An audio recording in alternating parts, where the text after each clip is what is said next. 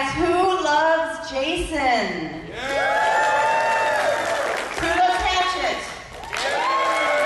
Oh, it's like, that's great. Well, welcome, Mr. Kane Hodder. Sorry, I'm late. Yeah, Papa Kane, where you at? I'm late. We missed you. Hello. Put the whiskey down.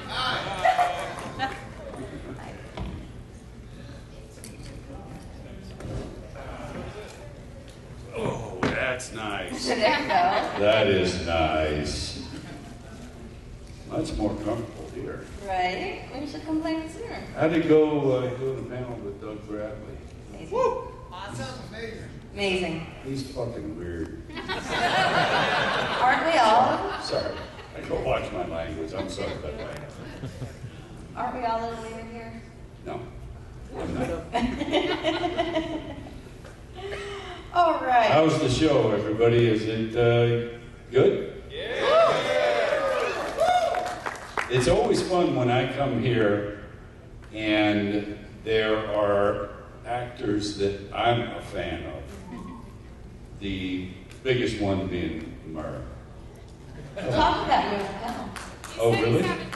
He said he's having dinner with you tonight. That's right, we are having dinner. But those guys deserve all the success they've achieved because they are brilliant at what they do and they remain humble. That's the big thing because these guys, Murr can't go anywhere without being recognized, I'm sure, right?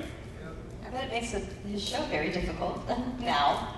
Yeah, I would think that a lot of times people that are involved in the show say, wait a minute, Right? you're so-and-so. Yeah. So it has to be difficult. But the fact that they all remain the same as they were when they started is what I admire because, you know, there are things that change in your life when you're known for doing something in particular, and people sometimes get a little full of themselves. And most of the people here, almost all of the actors that I've either worked with or just have known for years are very, very humble and appreciate all of you guys because we are in the position we're in because of you guys. Let's face it. You know? No, it's true though. You know, when I do cameos a lot, and I always make sure I mention the fact that, you know, I'm asked to do cameos because of people like you, so thank you very much. Yes. Thank you. I thought you were like so eager. You got a question right now. How's that? But I do have a question for you. Okay. Okay. If you'd like to take it. Sure. Unless it's stupid. Yeah, go ahead. I'll let you know. Passion. Oh, well, by the way, we took a piss together. You loved it. You were like, let's look at each other's dicks. Yes. I was like, okay. And you were impressive, I have to say. So, 6'3" for a reason. But anyway, this is actually his question. He's been dying to ask you, and I'm going to do it. 9 inches. Thank you for the question, sir. No, that was yours. Don't hang it on him. No, but no, go ahead. If All right, hang on. Well, you put me on the spot. All right, so you've done both, you know, Hatchet and Friday the 13th.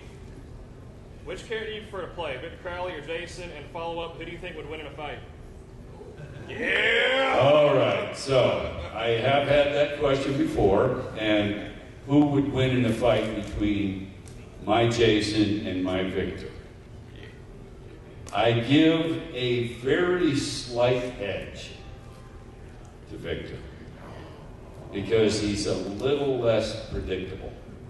Doesn't mean you can battle Jason effectively just because you know what he's going to do, but Victor has a little bit of that working in his favor. So it would be a great fight. I'd love to do that movie and play both characters. But I think, Victor might prevail because of that factor. As far as playing the characters, I mean, you have to remember that I've been a stuntman for 45 years. That's how fucking old I am. So when you go into the stunt business, you're not trying to be famous. Whereas, if you go into acting, a lot of people are doing it because they want to become famous. And sometimes it happens, most of the time it doesn't. So with stunts, you just love doing crazy shit and getting paid very well for it. I mean, if you've read my book or seen the documentary, you know that I used to do crazy shit just to entertain my friends and to scare them. Hanging off a balcony in Hawaii on the 35th floor just to scare my basketball teammates when we were playing there. And so when you do stunts, you just love it. You don't expect to get any notoriety. In fact, often you will do dangerous shit on a movie and an actor will take credit for it because you were stunt doubling them. Which, you know is part of the deal, so you don't really care. But then all of a sudden you play a character that is known around the world already. By the time I played Jason, there had been 6 films. So everybody knew that character. So the fact that that was now me, I'm sure you can imagine how incredibly surreal that was. I'm playing a character now that everybody knows around the world. So everything changes. So it's hard not to appreciate that character more than Victor. I mean, I played Victor because of having played Jason, and Adam Green liked how I performed as that character, so he wanted me to play Victor. Which, first of all, you play one character. Exactly, that's a good point. You play the character of Jason, other people have played him, so you do your own take. Now all of a sudden you have a guy, Adam Green, saying, I want you to play the character of Victor Crowley in Hatchet movies. And he, at that time, said, we're going to do more than one. And I was like, yeah, I've heard that before. He came through with it, and we did 4 of them. So, being able to play the character of Victor Crowley and develop it from the beginning with how I thought the character should be. So it's so hard to say which one I enjoyed more, because Jason put me on the map and Victor was all me. So they're both huge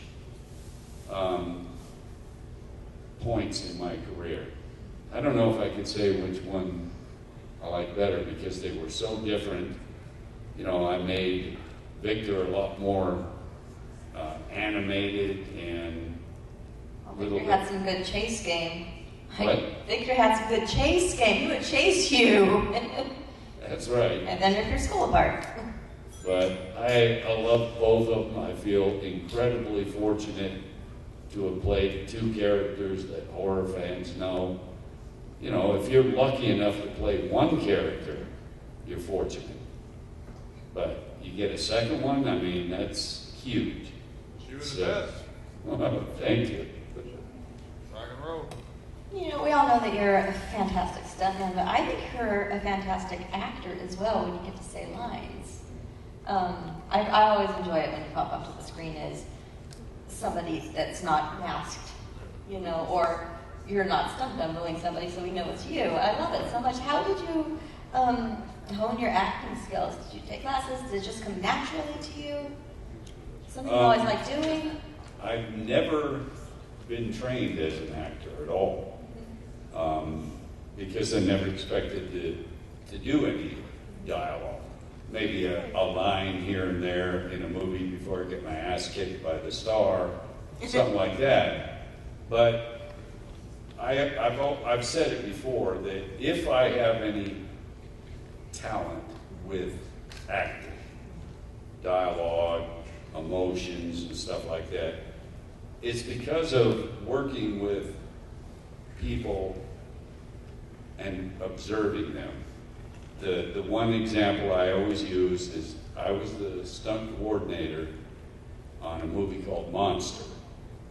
And I worked with Patty Jenkins, who directs the Wonder Woman movies now. She directed that movie. And Charlize Theron, who won an Oscar for that character. And as a stunt coordinator, you're on the set every day, but often you don't have that much to do.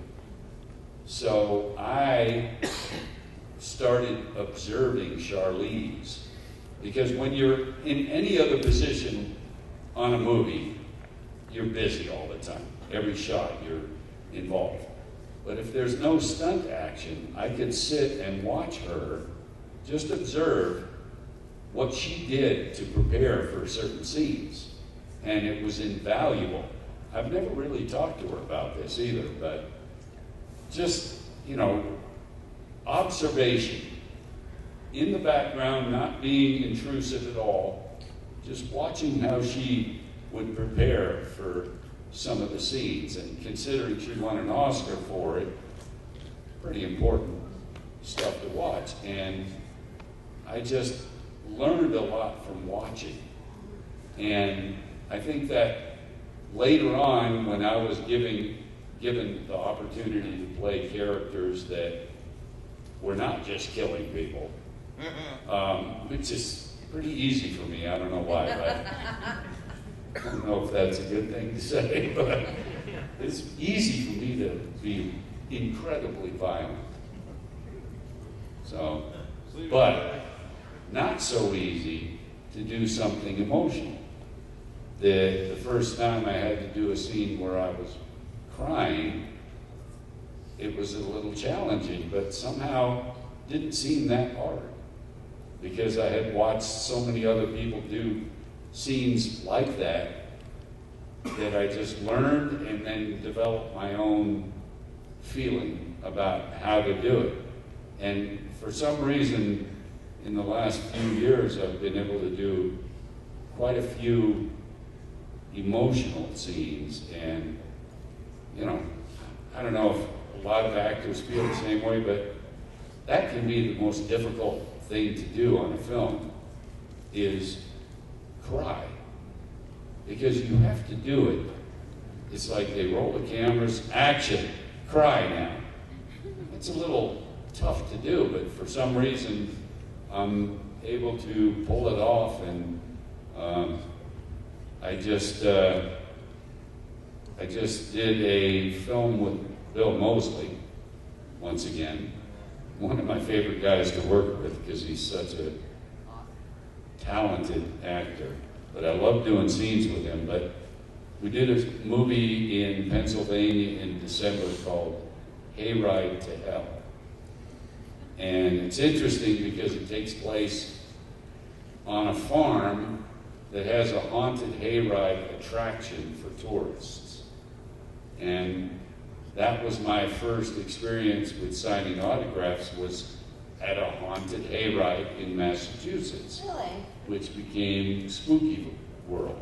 Oh, yeah. It was Spooky Hayride the first year. It was just a hayride. And I was there with my buddy Gunnar Hansen, and he and I were signing at the end of the hayride. And that was my first experience with fans. And to go ahead and do a movie that is kind of reminiscent of that is very cool. That all kinds of crazy stuff happens at the hand of Bill Moseley. I'm not a bad guy in the movie. He is. And I'm actually the sheriff of the town. And I don't know, I'm not sure if I'm supposed to talk about the movie too much, but there's a scene where I'm on the hayride. Mosley owns the farm and has the whole hayride. And he tricks me into trying to shoot a crossbow at an apple on top of somebody's head. And it appears to be my son that I'm shooting, and then, to make a long story short, I shoot the crossbow and I kill my son. And he's laughing his ass off because he tricked me into it, and I have a very emotional scene, and so I'm anxious to see how that came out. But, it's just, the thing with playing a character like Jason or Victor is that filmmakers who want to get a name that is known in horror, they want you in their movies. So, what better way to interest an actor than to give them a part that they haven't really done before? Because any actor likes to challenge themselves and do something new. So that's how that all happened. But keep an eye out for that one, and there's a lot of other ones that still haven't come out but are imminent. So keep an eye out. Any word on Arthur Prescott? And the evil alien. That's an interesting one too. It was a lot of fun, and I'm excited about it. I hope it comes to be. I know. Yeah. I know. Yeah. Because my friend Charlie was telling me about it. He was in it with you. He's like, I love Kane. He's great. And, you are. Okay, more audience questions. Let's go back there. Yes. What was it like working on Practical Jokers? What was it like working on Impractical Jokers? Well, I mean, first of all, Q is a good buddy of mine, and he contacted Adam Green and said he was a horror fan and wanted to be killed by me in a movie. So we killed his ass in Victor Crowley. And because of working with Q on that, I became friends with him and all the other guys, and then did the Impractical Jokers movie right here in Atlanta. And it was amazing because, I was the stunt coordinator on the movie because I had worked with all the guys indirectly in the past. And then the director said, why don't you be Paula Abdul's bodyguard? And I said, perfect. And tell a quick story about Paula. She's little. And there was a scene in the movie, if you've seen it, I don't know if you've seen the Impractical Jokers movie, where she had to clothesline Sal. And I said, well, I want to get a stunt double for Sal because I want this stunt guy, as he gets hit in the neck, to really go up and go flat on his back. And I didn't necessarily want Sal to do that. And I said to Paula, I think I'm going to get a stunt double for you because I want it to be pretty violent. And she goes, a stunt double? I said, yeah, I just want it to be violent. She goes, you don't think I can do it?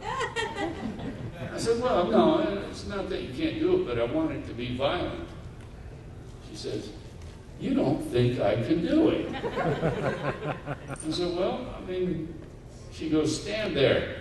And she gives me a forearm to the chest that about knocked me over. And I said, you're doing it. And she did it in the movie. She was maybe little, but she's tougher than she looks. And it was just so much fun working with all the guys and her in that movie. And I don't know if it had the same feeling as the show because it was scripted. So maybe it was a little different, but it was still a lot of fun. I saw some others. And Matt. Yes. I wanted to know, what was the most dangerous stunt you did in your movies? That's a pretty good question. The most dangerous stunt I've ever done in a movie. I mean, you know, considering I got burned, are we boring you? I need a refill. Okay, watch your back out there, motherfucker. Just saying. Considering I got burned, as you know, doing a fire stunt way back at the beginning of my career, the fact that I continued doing fire stunts maybe shows that I'm not real intelligent, but I always loved doing fire stunts because there's so many stunt people in this business, and such a small percentage of them do fire stunts because it's a very particular type of talent to have to go through the process of getting prepared to be on fire and then to be on fire. So some of those were kind of dangerous. The one I did as Jason in Part 7 was my favorite. And I was on fire for so long.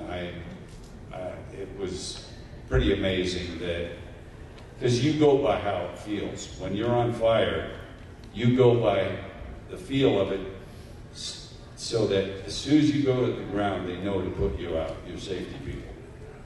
But aside from some of the fire stuff, I did a movie called Fair Game. Yeah. With Cindy Crawford and Billy Baldwin. And there were 4 of us stunt people that were in a helicopter, and Cindy Crawford and Billy Baldwin are on a train. And we come in the helicopter flying over the moving train, and we have to jump out one at a time from the helicopter to the top of the train. And it's an interesting situation when we were thinking about it ahead of time.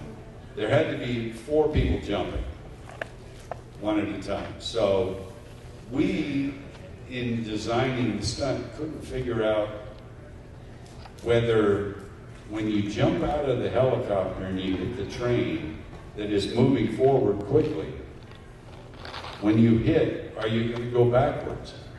Because the train's moving forward.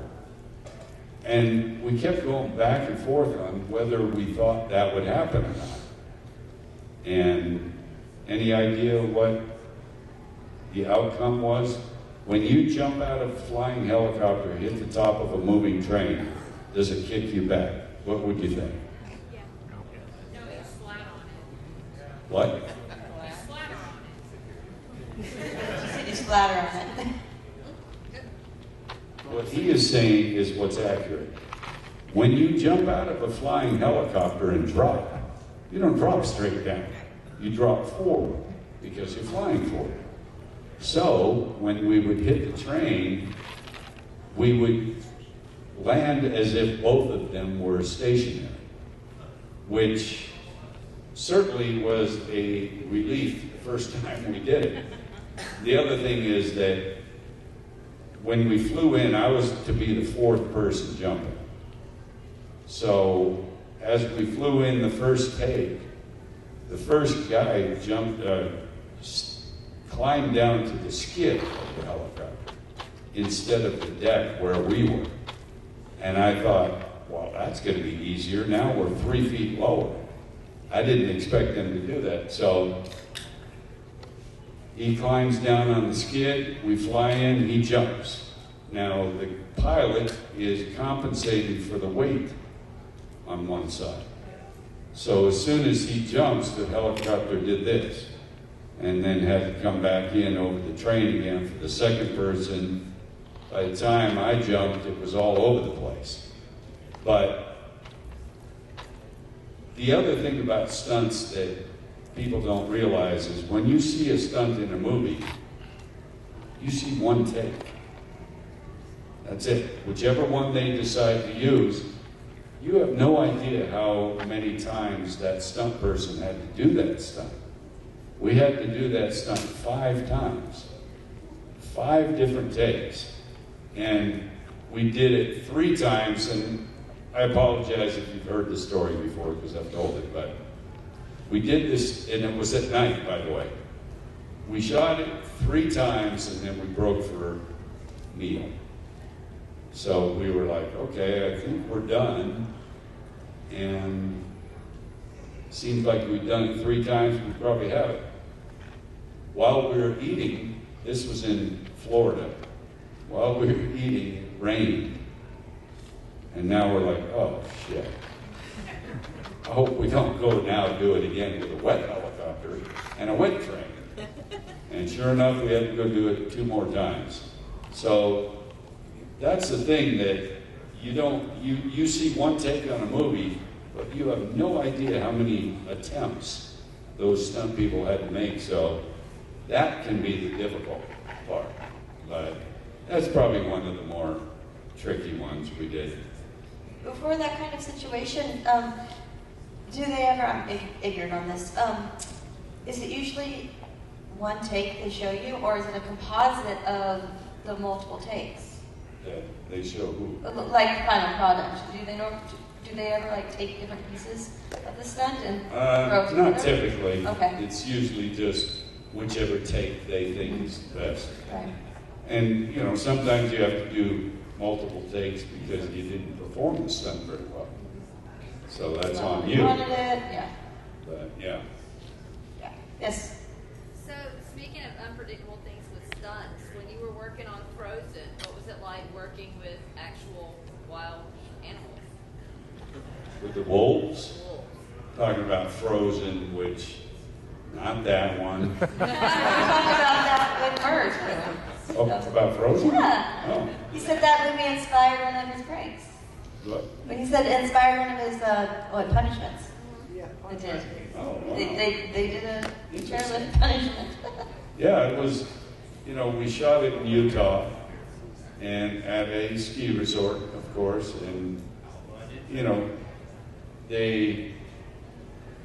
when we were shooting the movie, I was asking the people that worked the chairlift, I said, this is a ridiculous premise, right? Nobody would ever be left on a chairlift accidentally. And the guy said, well, it has happened, so maybe not for the length of time in the movie, but it has happened. So, and now I live not far from there. I live in Park City, Utah now. My wife and I built a house up there for just a second home, and then we ended up loving it, so we sold LA.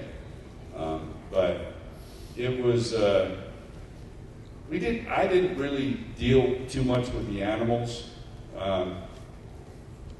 because we didn't have the actors that close, so I didn't, as a stunt coordinator, didn't really have to worry about that too much. But animals can certainly be unpredictable. Just when you think you know what they're going to do, you don't.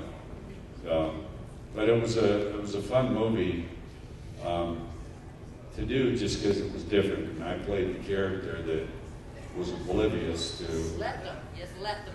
Yep, they're throwing shit down, trying to get my attention, and I'm like looking like this, driving. All the shit's falling down in the windshield, and I'm looking backwards. So, but you know, another Adam Green movie, so it was a lot of fun. Yeah. Right. Who else? In the front, right there. For years, it's always been kind of rumored that Part 7 was originally supposed to be Jason versus Freddy. Can you confirm this? And if so, did you see a play for it or a script for it? Not that early. I never heard about Freddy versus Jason on Part 7. But by the time we were getting ready to do Jason Goes to Hell, that's when I started hearing talk about it. And you know, it's two different studios, so it's a pain in the ass to reach a deal where both people are happy. So I know that Freddy versus Jason was supposed to happen after Part 8. And when it couldn't get common ground, we did Jason Goes to Hell. And then we did Jason X because they still couldn't come to an agreement. Once they finally did, and I was brought into New Line Cinema and had a meeting with the producer there, and she gave me the Freddy vs. Jason script and said, we're finally doing this movie. Now, wouldn't you think that you're pretty well set? When you're given the script and said you're doing the movie, then the director was hired. They shouldn't have been. Everything went to shit. And I was excluded, which I think is far more offensive that I was told I was doing it and then got replaced. No, none of us can bitch about getting replaced because everyone has. The only person who played Jason that hasn't been replaced is Derek, because he's the most recent one. But everyone else that played the character was replaced. Why should I think I would do more than one movie? I never did. And no one else had before you. Right. And in fact, after Part 7 came out, I started going places and doing signings. I used to sign Jason number 7. So if you ever see that signature somewhere, that's a rare one, because I only did it for like 10 months. And once I played the character a second time in Part 8, then I dropped that. You know, it'll always be a tough sore spot in my career that I was replaced after being told I was doing it. It's a sore spot with the fans as well. Well, still was a successful movie, so I don't know how much people really hated it, but... Well, we go for the Freddy. Okay. As she always says, Freddy's a bitch. Young man right behind the guy in the front. Was it hard working on Friday the 13th at all, or no? It was physically hard because, like Part 7, my makeup took 3.5 hours to apply every day. And this is even with the hockey mask on, because in that movie, part of the mask is missing, and you can see my teeth and everything, even with the mask on. So I had to do that process every day for 2 months. And that gets old, man. When you have to start shooting at 7 a.m., for instance, and I'm in the makeup chair at 3:30 because I need to be ready at 7, boy, that can wear on you. And by the time, you know, halfway into the movie, I'm still doing the process of the makeup. By the time I got done with the makeup, I was ready to be violent. Did not take a lot of acting to be violent, but it was still my favorite version of Jason that I played because of the makeup. I hate that. Yeah. Okay. So you've been doing stunts for 45 years and shit. Now the process in any profession changes. So when you look back from where you were when you first started to, like, you know, in the last 45 years, and you see the progression of it, do you have anything to tell to the new guys that, you know, like, hey man, you're so lucky because back in our days, we just got drug our ass behind this car, so now you got all these, because I do standbys for stunts, I don't take the hits. But, you know, you go back and looking back, is there anything that you've done in your past career that you can feel now, but you're like, man, if it had just been in, you know, a little foresight, you know, was there anything like you took an injury that you still bothers you today, but if only you would have, this would have been here 20 years ago when I started? Is there any, like... Well, yeah, there's obviously times within a stunt career, especially that long, where techniques change and safety measures change, and it's funny because in the last 2-3 years I've met stunt people that do big movies, Marvel movies and stuff, and I'll sit and talk to them, and I try not to be the old fucking guy that bitches and all, well, back in my day. But I've talked to so many stunt people that do big movies, and I'm like, so what kind of stuff do you do? Well, do a lot of wire work and fight scenes, and I'm like, what about fire? No, never done fire. Have you flipped a car or jumped a car? No. Do you, let's see, what else is there? Oh, high falls. What's the highest high fall you've done? Well, none really, because it's wire work. And I'm like, you're a stunt person, and you do fucking wire work, and you don't ever hit the ground? Man, you have got it easy. Because wire work just means you can do a fall and be stopped before you hit anything. And, you know, You can fall pretty. Right, just riding a ride. You're not. So, you know, I do tend to say, man, you guys have it so much easier. You're a stunt person that doesn't really ever hit the ground. That's, to me, not really what stunt people used to do anyway. But y'all laid the tracks, man. Some of the hardest stunts I've ever done were like fight scenes where you have to land on your head or something, and it takes a toll. I mean, I walk poorly now because my knees are gone and my lower back isn't great. And the guys that are doing stunts these days are probably going to have 60-year careers because they don't take any abuse.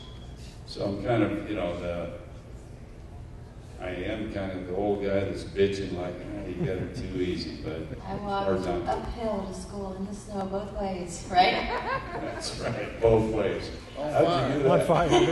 So we have time for one more question. I'll let you pick. Who you want to take? Right here. Yes. What's your favorite blooper? Ooh, I like that.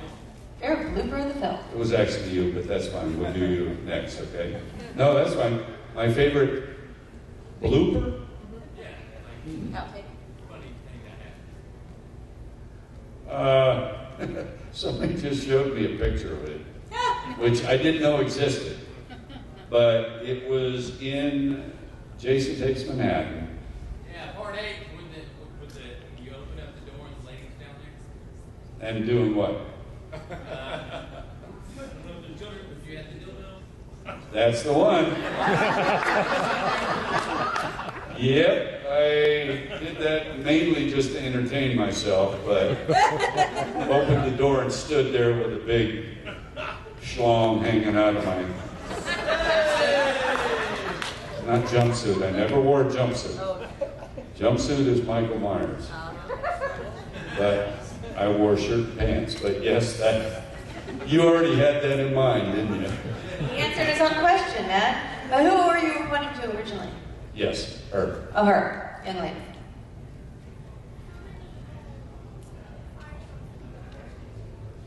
How many A fires? little louder, baby.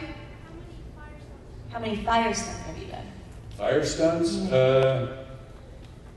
Well, it depends. I mean, some of them are what we call partial burns, where just a part of your body is on fire. And then the ones that I was more known for is the fully engulfed, where, like in part 7, I had so much fire on me, it was hitting the ceiling and spreading out above the ceiling. But I've probably done, you know, real fire stunts, probably 20. And I was just telling the story, sorry to maybe end it on this, that Lance Henriksen, who you all know, he used to tell a story, and probably still does. He says, I did a scene with Kane, and an acting scene, and he says, the whole scene, Kane was looking me right in the eyes.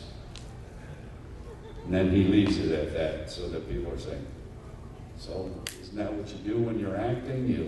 You look at somebody in their eyes when you're working with them? Then he adds, oh, by the way, Kane was on fire at the time. I was doubling Brian James in Horror show, right? Yeah. And he gets electrocuted and catches on fire. It's a great kill. And I was on fire, and I was pointing and yelling at Lance, and he was just amazed that I could have that presence of mind to still act, even though I'm on fire. So it's kind of a cool thing. So before we wrap up, I need to do some shameless plugs. First, I want to shout out Adam Marcus, who directed Jason Goes to Hell, and he's making a documentary, Hearts of Darkness, which you're a part of. And so they're working on that. I'm very excited for that. We just had Adam on our show not too long ago, and he's lovely. Do you still do Casualty Friday podcast? Yes, we do. Check that out, guys. It's a lot of fun. We haven't done a little bit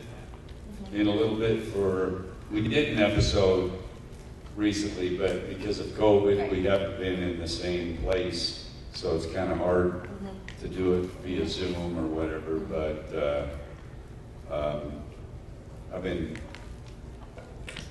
had a little medical thing happen at the end of last year, so that kind of limited how much access we have to free time. So yeah, for sure. But we're still doing it, and we intend to start up again very soon. Oh, great! Yeah. I love the show. It makes me happy.